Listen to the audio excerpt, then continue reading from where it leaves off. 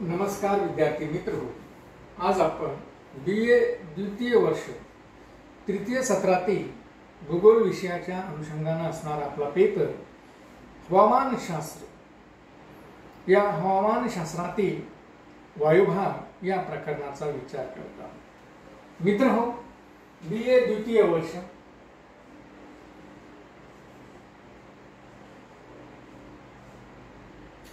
हवामानशास्त्र आणि हवामानशास्त्रातील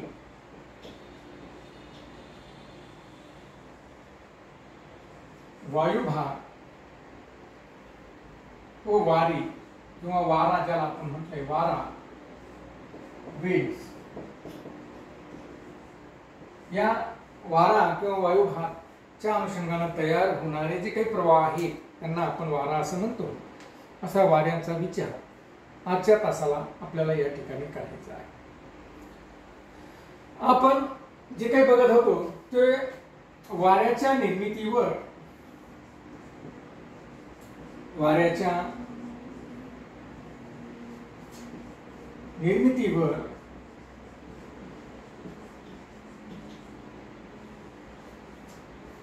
परिणाम करणारे घटक या ठिकाणी आपण बघू।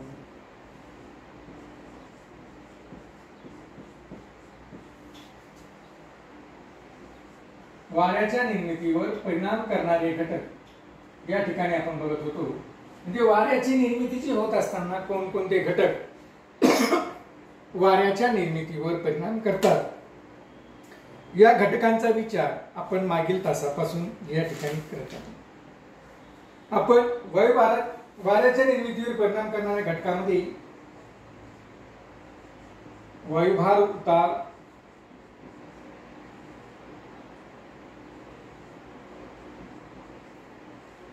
दूसरं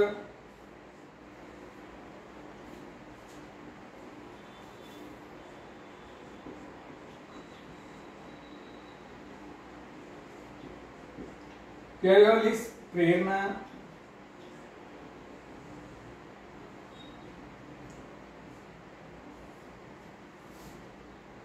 शक्ती किंवा प्रेरणा,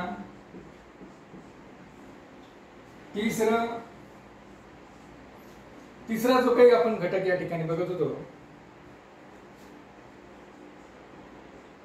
बाईज व बॅलेट नियम, बाईज बॅलेटचा नियम, चौथा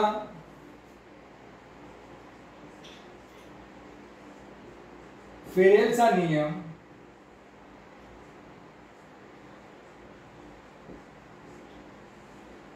अशा पद्धतीने या चार घटकाच्या अनुषंगाने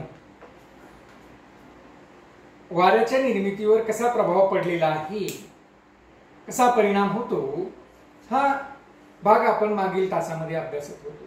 त्यामध्ये आपण मागच्या तासामध्ये बघितलं की खास करून फेरेलच्या नियमाचा जर आपण विचार केला तर आपल्याला असं दिसून आलं की फेरेलच्या नियमानुसार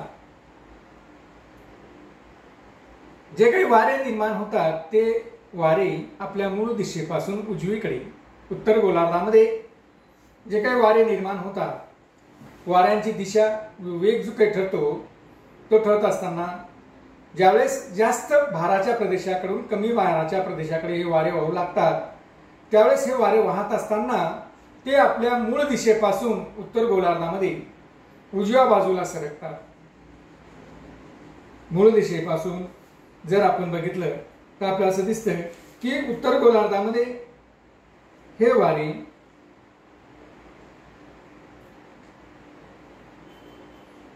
कोरिओलिसच्या प्रेरणेमुळे आणि कोरिओलिसच्या प्रेरणेचा प्रभाव पडून परिणाम होऊन या ठिकाणी आपल्याला असं दिसून येतं की हे जे काही वारे आहेत जास्त भाराच्या प्रदेशाकडून कमी वायुभाराच्या प्रदेशाकडे वाहत असताना ते वळलेले आपल्याला दिसतात आणि वळत असतानाच मग आपण पाहतोय की हे वारे, फेरेलचा नियम काय सांगतो तर हे वारे आपल्या वाहणाऱ्या परिस्थितीपासून या फेरेलच्या नियमानुसार हे थोडे मागे पडतात। तर दक्षिण गोलार्धामध्ये हे वारे थोडे समोर गेलेले आपल्याला दिसून येतात। दक्षिण गोलार्धामध्ये हे वारे थोडे समोर गेलेले आपल्याला दिसतात। म्हणजे अशा पद्धतीने जर आपण बघितलं तर आपल्याला असं दिसेल की फेरेलच्या नियमानुसार त्यावर परिणाम झालेला आपल्याला दिसून येतो। त्यानंतर पाचवा जो काही मुद्दा आपला आहे तो आहे जिओस्ट्रॉफिक वारा।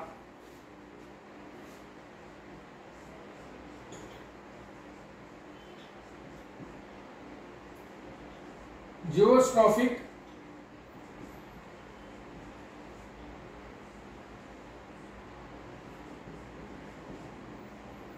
वारा, वाऱ्याची निर्मितीमध्ये प्रामुख्याने आपल्याला असं दिसतो की हा जिओट्रॉफिक नावाचा देखील वारा या ठिकाणी आपल्याला निर्माण झालेला आपल्याला दिसतो। त्याला आपण भू आवर्ती वारे असं देखील म्हणतो। जिओट्रॉफिक वाऱ्यालाच आपण भू आवर्ती वारे असं देखील म्हणतो। प्रामुख्याने हा जो काही वारा आहे हा वारा उंच वातावरणाच्या प्रदेशाकडून हा वारा वाहताना आपल्याला दिसतो। म्हणजे भूपृष्ठापासून उंचीवर प्रामुख्याने जे वारे वाहतात त्यांना जिओस्ट्रॉफिक किंवा भू आवर्तकी वारे असे या ठिकाणी म्हटले जाते। मग हे कसं होतं तर प्रामुख्याने या ठिकाणी आपण जर बघितलं की एका बाजूला वायुभार उतार आहे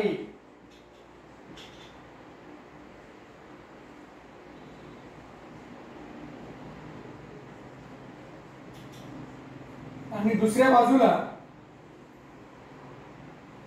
विचलित करणारी जी काही प्रेरणा आहे, विचलित करणारी जी काही शक्ती आहे, विचलित करणारी, मग त्यामध्ये केरोलिसची प्रेरणा असेल, फेरेलच्या नियमानुसार असेल किंवा बाईस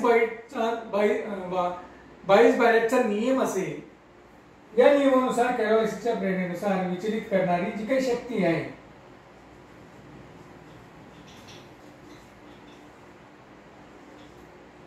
या शक्तीनुसार होतं काय की वारा हा ज्या वेळेस या उत्तराकडे वाहू लागतो, परंतु असा न वाहता तो वारा या दोन्ही वायुभाराच्या उताराची असणारी शक्ती आणि विचलित करणारी जी काही शक्ती आहे यांच्यानुसार तो समभार रेषेला समांतर अशा पद्धतीने हे वारे भूपृष्ठापासून उंचीवर वाहताना आपल्याला दिसतात। भूपृष्ठापासून उंचीवर वाहताना आपल्याला दिसतात त्यावेळेस अशा वाऱ्यांना आपण भू आवर्ती वारे असं म्हणतो। म्हणजे या वाऱ्यांवर ना कॅरोलिसिस नावाच्या प्रेरणेचा काही प्रभाव होतो, कॅरिओलिसचा काही प्रभाव, या शक्तीचा प्रभाव या ठिकाणी पडतो, किंवा या वाऱ्यांवर जो काही वायुभाराचा उतार आहे या उताराचाही काही प्रभाव पडून येत नाही। आणि त्यामुळे या दोन्ही शक्तींचं संतुलन, त्या दोन्ही शक्तीचं संतुलन त्या ठिकाणी होतं आणि संतुलन झाल्यामुळे हा वारा सरळ समभार रेषेला समांतर अशा पद्धतीने वरच्या भागामध्ये वाहताना आपल्याला दिसतो। भूपृष्ठापासून उंचीवरील भागामध्ये हा वारा वाहताना आपल्याला दिसतो आणि अशा या वाऱ्यांना आपण भू आवर्ती वारे असं या ठिकाणी म्हणतो, किंवा त्यालाच आपण जिओस्ट्रॉफिक वारा असं या ठिकाणी म्हटलेलं आहे की यांच्यावर कोणत्याच शक्तीचा प्रभाव हा पडलेला नसतो, ना वायुभार उताराचा प्रभाव पडलेला असतो ना कॅरोलिसची शक्तीचा प्रभाव पडलेला असतो। म्हणजे कोणत्याही शक्तीचा प्रभाव या वाऱ्यांवर होत नाही, त्या शक्ती दोन्ही प्रमाणात संतुलन राखतात आणि त्यामुळे अगदी उंचीवरून हे वारे मग वायुभार रेषांना समांतर अशा पद्धतीने वाहताना आपल्याला त्या ठिकाणी दिसतात। त्यांना आपण जिओस्ट्रिक वारा किंवा भू आवर्ती वारे असं या ठिकाणी म्हटलेलं आहे। त्यानंतर पुढचा मुद्दा येतो आपला की वाऱ्यांवर परिणाम करणाऱ्या वाऱ्यांच्या निर्मितीवर परिणाम करणाऱ्या घटकांमध्ये तो 6वा मुद्दा आहे घर्षण. पृथ्वीवरील असणारा भूपृष्ठाचा भाग हा सगळ्याच ठिकाणी सारख्या प्रमाणात नाही. एक तर 71% भूभागावर महासागराचा खंड आहे, महासागर आहे, आणि जो काही भूभाग या ठिकाणी उरलेला आहे त्यावर देखील पर्वत, पठार, मैदान यासारखे प्रदेश आपल्याला दिसून येतात. मग पर्वत, पठार, मैदान यासारखे प्रदेश या ठिकाणी दिसून आल्यामुळे आपल्याला एक दिसतं की अशा प्रकारचा हा जो काही भाग आहे या भागावर हे जे काही वाहणारे वारे आहे या वाऱ्यांचं घर्षण त्या ठिकाणी त्या असणाऱ्या भूपृष्ठाशी होतं. आणि भूपृष्ठाशी घर्षण झाल्यामुळे, कारण पर्वतीय प्रदेश आहे किंवा खडबडीत प्रदेश असेल, तर या भागांशी घर्षण झाल्यामुळे वाऱ्यांच्या दिशेवर व वेग जो काही वेग असतो वाऱ्यांचा या वेगावर परिणाम झालेला आपल्याला दिसून येतो. साधारणतः जर खडबडीत भागाहून किंवा पर्वतीय प्रदेशाच्या भागाहून पर्वतीय प्रदेश जर वाऱ्यांच्या मध्ये आला असेल तर या भागावरून वाहणाऱ्या वाऱ्यांची दिशा ही जवळपास 20 अंश ते 40 अंश कोन करून 20 किंवा 40 अंशाचा कोन करून हे वारे आपली दिशा बदलतात किंवा वारे हे कोन करून वाहताना आपल्याला दिसतात. म्हणजेच वाऱ्यांच्या एकंदर निर्मितीमध्ये हे जे काही वारे एका ठिकाणाहून दुसऱ्या ठिकाणी वाहू लागलेले आहेत त्यांच्या मूळ दिशेमध्ये जवळपास 20 ते 40 अंशाचा कोन या भूपृष्ठाच्या असणाऱ्या घर्षणामुळे झालेला आपल्याला दिसतो. परंतु जर आपण समुद्राच्या भागाचा जर विचार केला, महासागराच्या भागावरून जर वारे वाहत असतील तर त्यांचं घर्षण हे त्या ठिकाणी होतं, मात्र कमी प्रमाणात होतं. आणि मग अशा वेळेस हे वारे संभार रेषेंना 10 पेक्षाही कमी कोन करून या ठिकाणी वाहताना आपल्याला दिसतात.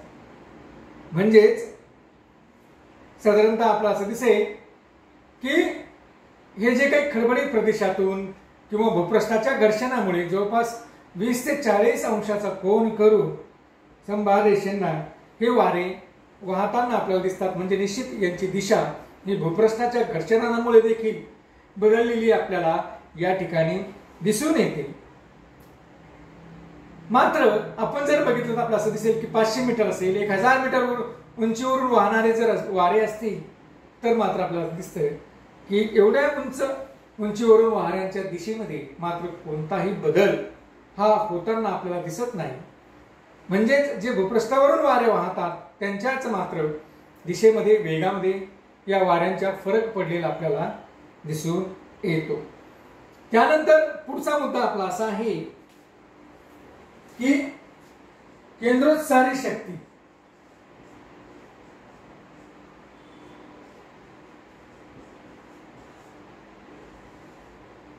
केंद्रोत्सारी शक्ती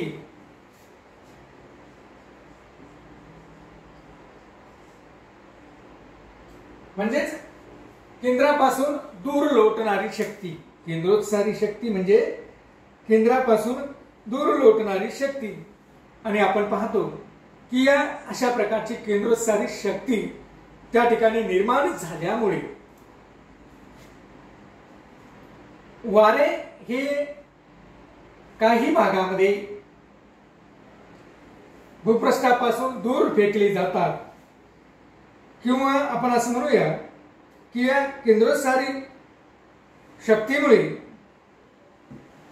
वारे पृथ्वीच्या विरुद्ध बाजूला बाहेर फेकले जातात आणि विरुद्ध बाजूला बाहेर फेकले गेल्यामुळे जेव्हा हे वारे चक्राकार किंवा वक्राकार होऊन वक्र संभार रेषेंना समांतर अशा पद्धतीने वाहू लागतात तेव्हा ही केंद्रसारी शक्ती कार्य करत असते.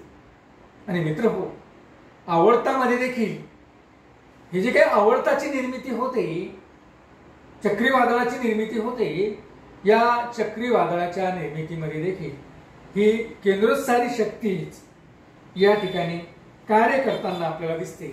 खास करून या ठिकाणी त्यांनी सांगितलंय की आवर्तावर या शक्तीचा परिणाम होऊन आवर्ताच्या केंद्राकडे चक्राकार गतीने वारे वाहतात व त्यामुळे टोर्नॅडो, हरिकेन यासारखे चक्रीवादळे यासारखे आवर्त या पृथ्वीवर निर्माण झालेले आपल्याला दिसून येतात. तर मित्रहो, अशा पद्धतीने या वाऱ्याच्या निर्मितीवर या वेगवेगळ्या घटकांचा, वेगवेगळ्या शक्तींचा परिणाम होऊन वाऱ्यांचं संचलन हे पृथ्वीवर चालू असलेलं आपल्याला या ठिकाणी दिसून येतं. धन्यवाद.